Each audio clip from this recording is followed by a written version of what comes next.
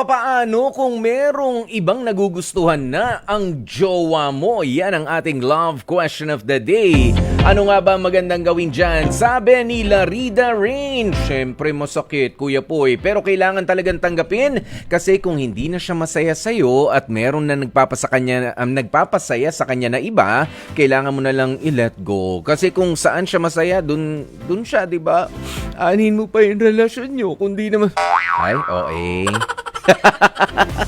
Kung di naman na siya masaya sa'yo, kung ikaw na lang ang lumalaban para sa relasyon nyo, useless na. Kasi hindi na magiging balanse yun kung isa na lang ang nagmamahal at nagpapahalaga sa relasyon.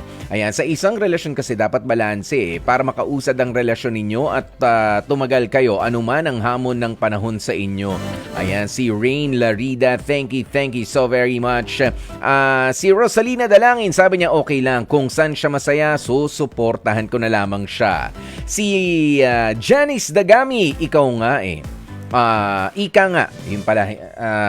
nga, truth hurts and the truth shall set you free. Kung may mahal na siyang iba, kahit gaano kasakit ay kailangan ng tanggapin at harapin ang bukas na di mo na siya kasama.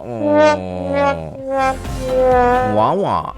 Ayan, si Sergio Gonzalez, sabi niya, aba syempre, kakausapin ko, tatanungin ko kung anong kulang o sobra sa aming dalawa. Kasi kung sapat ako sa kanya, hindi na siya magkakagusto pa sa iba. Pag-uusapan naman namin, baka mailaban pa. Baka kulang lang kami sa oras at komunikasyon para pag-usapan yung problema. Sabi naman ni Gail Enriquez, hihiwalayan ko na siya kesa naman lolokohin pa niya ako. I will set him free. Jerry May Avelino, masakit pero kailangan tanggapin mo at kailangan na siyang i-let go kasi ikaw rin ang masasaktan sa tuwing makikita mo siya na masaya na sa piling ng iba. At kung i-let go mo siya, sumasakit sa una pero dun siya masaya at balang araw makakahanap ka rin ng magpapasaya naman sa'yo. Alam nyo kapag ganito mga tanong namin, dami-dami nyo namang dami-dami nyo mga issue na mga naglalabas, daming hugot. Si Elmo Huego, nako pag ganyan dapat itigil na agad. Kung nafo-fall na sa iba, pakawalan mo na. Oo. Ayan, si Mary France, dito na siya. Kung mahal niya ako, hindi siya magkakagusto sa iba. Yun lang yung kuya po. Ayoko na. Exit left sa stage.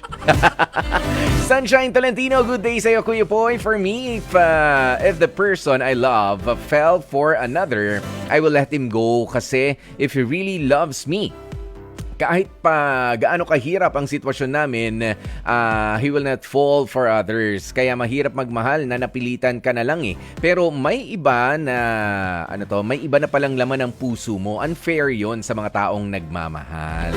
Ayan, si Alma Aranilio, sabi niya, ang sakit.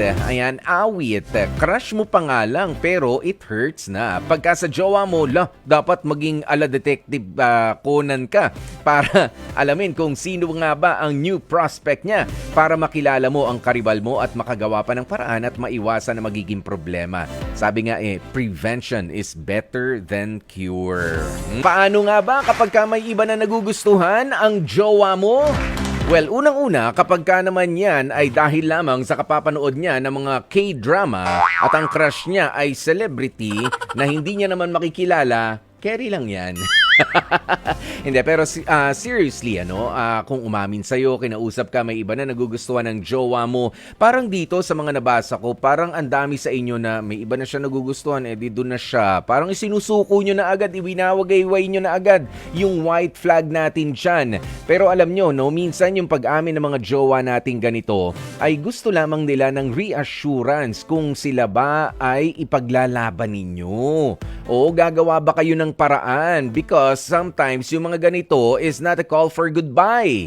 O hindi yan message of goodbye mula sa mga partner ninyo na nagpapahayag na meron silang iba nagugustuhan, kundi it's a challenge. Challenge yan na ibinibigay nila, na ipinadadaan lamang nila doon sa, meron ng iba ako nagugustuhan, ganito. May gagawin ka bang paraan? Oo, para naman mas lalo pang sumaya at gumanda ang inyong pagsasama. Laban-laban din tayo minsan, pero kapag ka talagang ayaw na, ayawan na. But at least, sabi ko nga kanina, ipakita mo naman na lumaban ka hanggang sa huli o hanggang sa last straw, ika nga.